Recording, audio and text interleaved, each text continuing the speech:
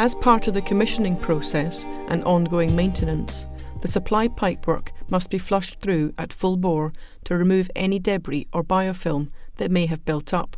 This will protect the valve mechanism and shower outlet from harm and is in accordance with Scotland's water bylaws and BS 6700 for England and Wales. Remove the bottom end cap and then, using a standard hex key, isolate the hot and cold water supplies at the integral low-level service valves. Remove the cold strainer cap and basket, then insert the flushing adapter and connect the hose. Reopen the cold water supply and flush into the drain until the water runs clear. Isolate the cold supply. Remove the flushing hose and adapter. Replace the strainer cap and basket.